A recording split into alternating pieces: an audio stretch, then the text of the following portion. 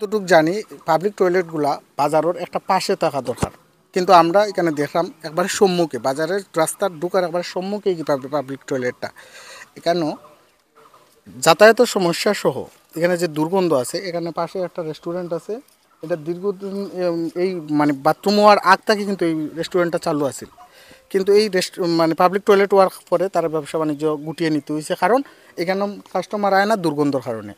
ঠিক আপনারা উপরে যদি দেখাই, উপরে একটা পাঠাগার আছে, সেখানে পাঠাগারটা দেওয়া হয়েছে এই এলাকার মানুষ যাতে জ্ঞান লাভ করে, এখানে বৈশা সময় পাস করে, মানে শিক্ষা লাভ করে, সেই জন্য এই মন মানসিকতা নিয়ে এখানে পাঠাগার তৈরি হয়েছে।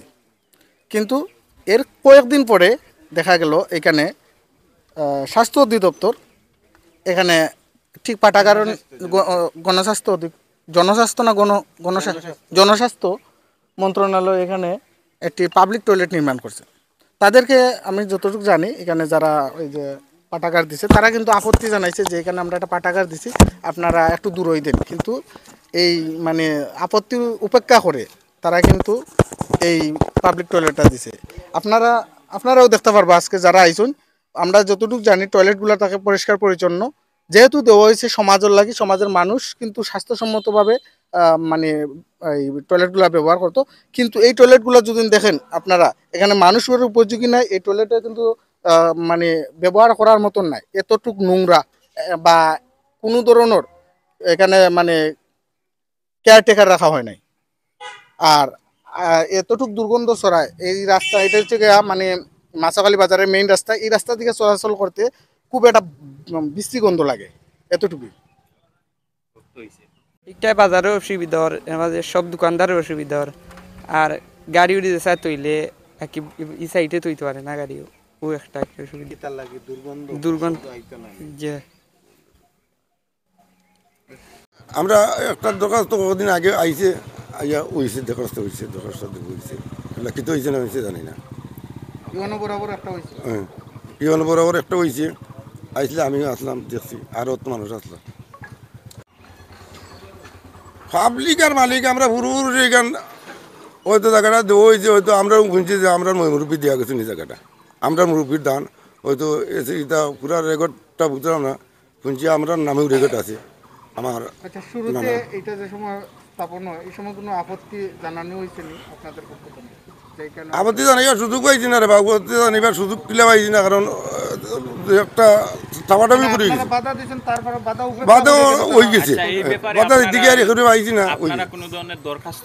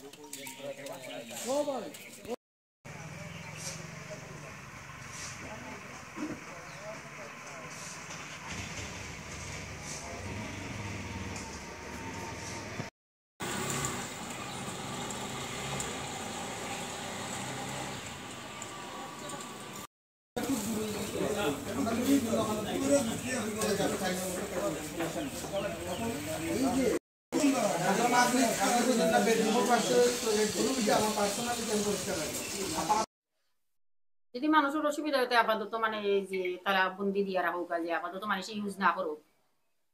সুন্দর একটা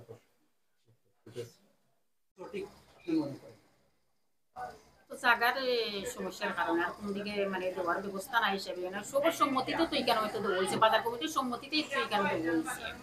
এখন যে বাজারের যে দোকানদাররা রয়েছেন এরা তো পরিষদ থেকে দেবো হয়েছে না, এগুলো সরাসরি এমপির বরাদ্দ ছিল, যা জানি আমি এগুলো আমরা পরিষদ থেকে দেবো হয়েছে না। পরিষদ থেকে দেবো হইলে তো বাজার কমিটি নিয়ে একটা বসে হইলেন যে কোন জায়গায় বসাইলে মানে একটা মানে সবরের মানে সোলার ক্ষেত্রে সুবিধা হইতো।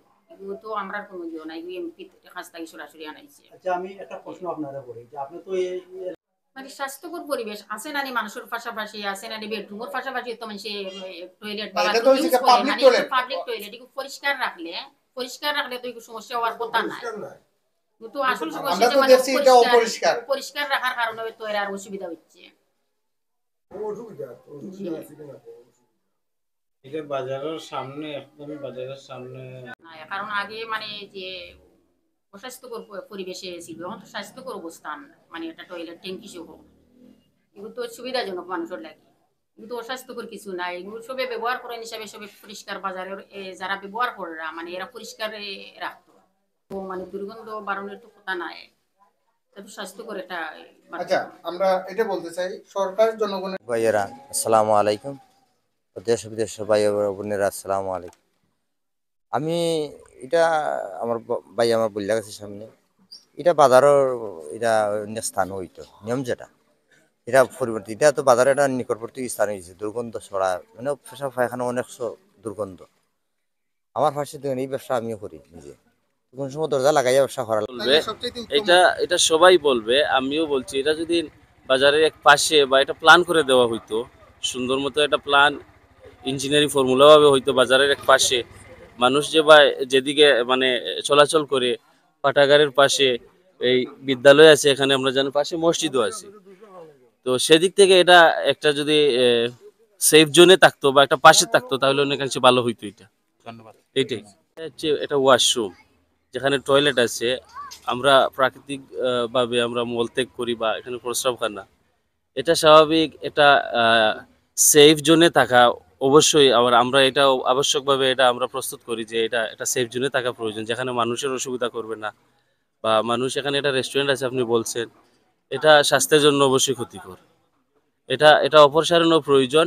আর নতুবা একটা বিকল্প, এখানে পরিচ্ছন্ন কর্মী একজন দিয়ে রীতিমতো এটা ওয়াশ না করলে, পরিষ্কার না করলে এটা অবশ্যই স্বাস্থ্যের জন্য ক্ষতিকর হবে। আপনি এটাই বলতে চাচ্ছেন এটা মাছকালী বাজার সংলগ্ন, আমি দেখতে পাচ্ছি সামনে আমার পাশেই আছে পাঠাগার বা প্রাথমিক উচ্চ বিদ্যালয়, যেখানে বাজারের সাথেই একটা টয়লেট বা ওয়াশরুম এখানে আছে। এই ওয়াশরুমকে কেন্দ্র করে যে প্রচার প্রচারণা শুরু হয়েছে, আমি বলবো এটা আসলে মানুষের চলাফেরায় বা এই বাজারকে দুর্গন্ধ, এটা অসুবিধা হচ্ছে। যার এই বাথরুমটা যদি পরিষ্কার থাকে সব সময়, এখানে যদি পরিচ্ছন্ন কর্মী থাকে, তাহলে অনেকটাই মানে এই নিরাপদ বা এই পাশে চলাফেরা করা যেতে পারে। কিন্তু আমি দেখছি এখানে পরিচ্ছন্ন কর্মী নাই, এখানে ওয়াশরুম খুব অবহেলিত অবস্থায় আছে, মানুষের অসুবিধা হচ্ছে। যখন আমরা এখানে বসি এই দোকানে বা পাঠাগারে, তখন দুর্গন্ধ যায়, এটা আসলে অনেকাংশে ক্ষতিকারক। তো আপনার কাছে সংক্ষেপে একটা প্রশ্ন জানতাম।